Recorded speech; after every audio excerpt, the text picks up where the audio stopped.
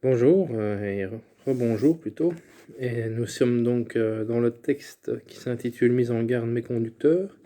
Et nous sommes maintenant au point 3 qui s'appelle Instruction.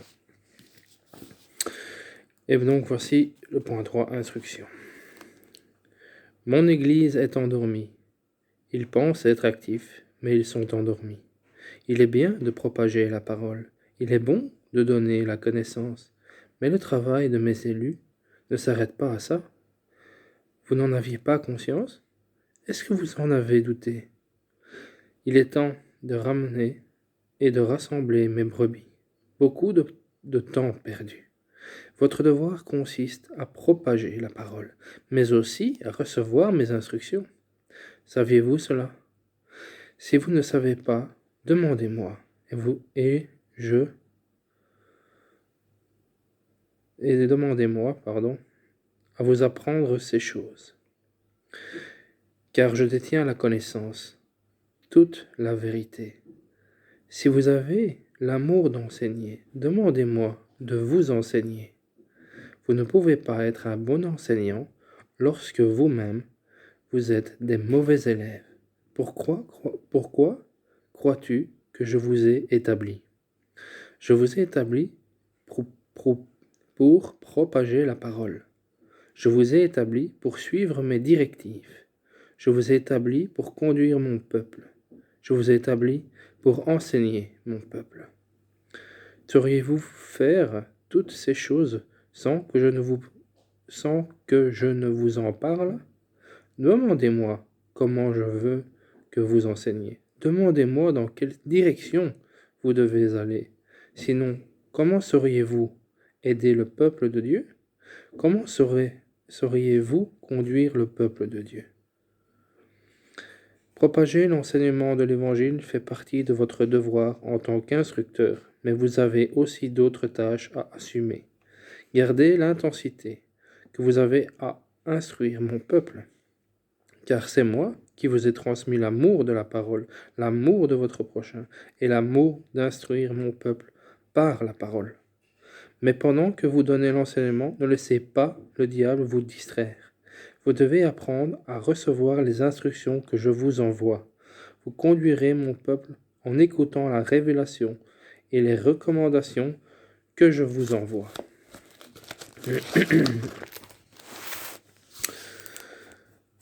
En appliquant vous-même et en la faisant appliquer aux autres.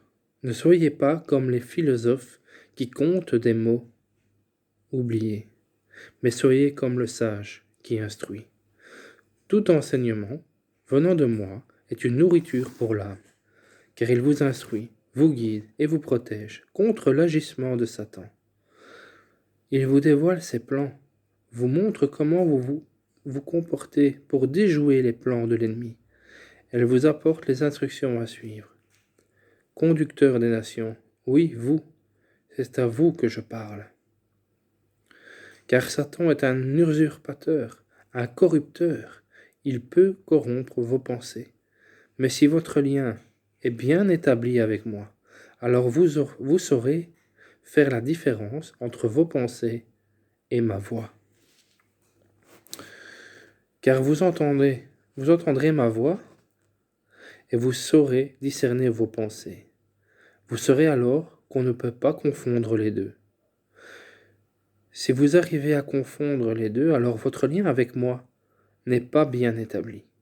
Et soyez vigilants, car lorsque votre lien avec moi n'est pas bien établi, le diable peut tenter de vous tromper en se faisant passer pour moi.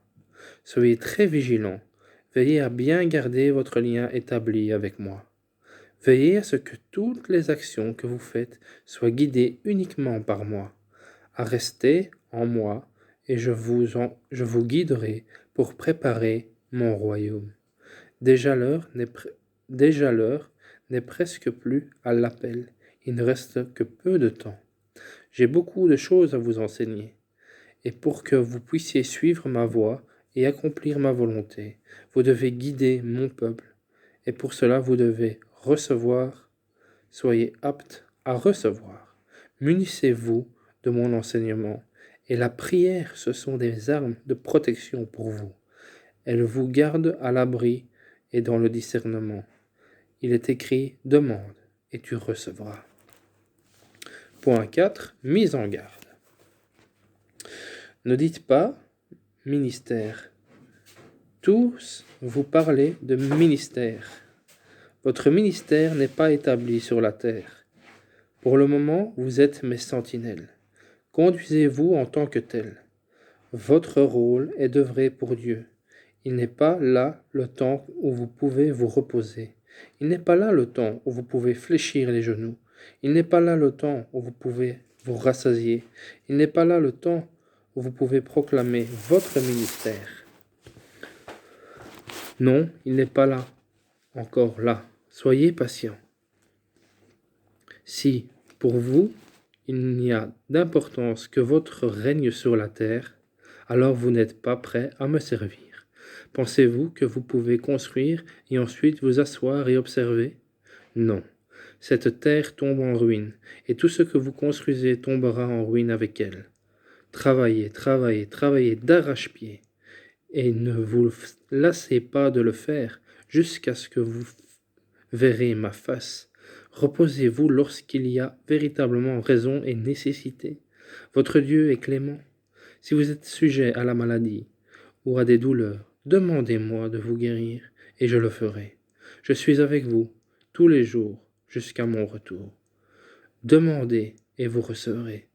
Si votre requête est dans le droit et se réfère à ma parole, si elle est raisonnable et fait partie du plan de votre Père, lorsque votre demande se fait entièrement dans la foi. Œuvrez toujours, même lorsque vous êtes fatigué, pour ne pas oublier pourquoi vous avez commencé. Ne pas vous détourner, pas à cause de votre établissement. Ne vous arrêtez pas parce que vous avez l'approbation des chrétiens. Ne freinez pas vos actions parce que vous avez la reconnaissance de l'homme. Cherchez l'approbation de votre Père. Et ne vous arrêtez que lorsque je vous dirai que votre mission est terminée. L'Éternel est clément. Il ne vous imposera pas un travail sans repos. Il vous fera aussi passer des moments de joie, d'amour et de paix. Mais lorsque vous êtes dans des périodes de travail, ne lâchez pas jusqu'à ce que je vous commande d'arrêter. Si pendant votre mission vous êtes malade, cela sera une attaque. Alors je vous protégerai. Sachez-le dans les moments où vous serez en train d'œuvrer fortement. Satan vous soumettra à la peur pour que vous perdiez la foi. Tâchez de rester confiant et de n'avoir aucun doute. Lorsque vous me demandez d'accomplir quelque chose, demandez dans la foi. Veillez à ce que votre foi reste inébranlable. Croyez et vous recevrez. Rappelez-vous que j'ai dit qu'avec votre foi vous pourrez déplacer des montagnes. Dans l'évangile de Marc, chapitre 11, verset 23. Je vous l'ai dit, en vérité, si quelqu'un dit à cette montagne, ôte-toi de là, et jette-toi dans la mer, et s'il ne doute point en son cœur, mais croit que ce qu'il dit arrive, il le verra s'accomplir. Je serai à vos côtés en tout temps. Je vous dirai de vous arrêter lorsque votre travail sera terminé. Je sais comment marquer les pauses, et je sais quand vous en aurez besoin.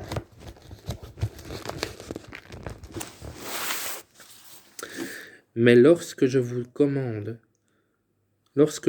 qu'il convient de commencer, ne vous attardez pas, mais ne vous hâtez pas non plus. Faites tout en restant calme et serein. Restez connectés à moi pendant vos actions et vos accomplissements. Je vous dis de ne pas vous attarder, car vous êtes habitués à la stabilité et au confort. Cela est bien dans un temps que j'ai défini pour votre repos, mais au-delà de cela, Satan vous endort et vous rend paresseux, et c'est aussi comme ça qu'il vous détourne de votre mission. Restez connectés, et vous saurez quand je vous commande les choses. Je suis clément lorsque vous êtes malade. Je vous guéris lorsque vous demandez la guérison dans la foi. Vous savez que le chemin ne sera pas facile, mais je suis avec vous tous les jours jusqu'à mon retour. L'Église est le refuge des chrétiens, mais vous, vous êtes les lumières qui les éclairent. En étant éteints, croyez-vous pouvoir les guider? Non. Levez-vous, levez-vous, levez-vous. Quand je vous délègue pour accomplir une responsabilité, pourquoi laissez-vous les autres faire le travail à votre place? Ai-je donné le discernement aux autres ou à vous-même? Je vous demande de vous lever quand vous êtes fatigué et que vous avez besoin de repos. Attendez, je recommence la phrase parce que je pense l'avoir mal lu. Je ne vous demande pas de vous lever quand vous êtes très fatigué et que vous avez besoin de repos, ni quand vous êtes souffrant. Car si je veux vous emmener faire une mission, je vous donnerai la santé, mais j'ai en horreur la paresse. Que la paresse ne t'empêche pas d'accomplir la tâche que je t'ai donné d'accomplir. Rappelle-toi que la paresse est une ruse de Satan. Je vous envoie des personnes solides pour vous aider et vous soutenir dans certaines tâches qui incombent à votre mission. Il y a des missions que vous pouvez confier à des membres de votre équipe, mais il y en a d'autres qui sont d'une ampleur qui n'est qu'à votre niveau, pardon. Si vous avez conscience que personne n'a la compétence pour l'accomplir, mais quand vous êtes dans l'incapacité ou l'impossibilité de remplir la tâche qui vous incombe, demandez-moi de vous guider. Si vous devez désigner quelqu'un dans votre équipe pour remplacer, je vous montrerai qui choisir. Ne prenez aucune décision sans me consulter au préalable. Je vous préserve et vous protège lorsque la fatigue vous empêche d'exercer, mais qu'une simple paresse ne vous empêche pas d'accomplir mes œuvres. Voilà, fin de cette vidéo-ci, et la suite est dans la suivante, au point numéro 3. À tout de suite.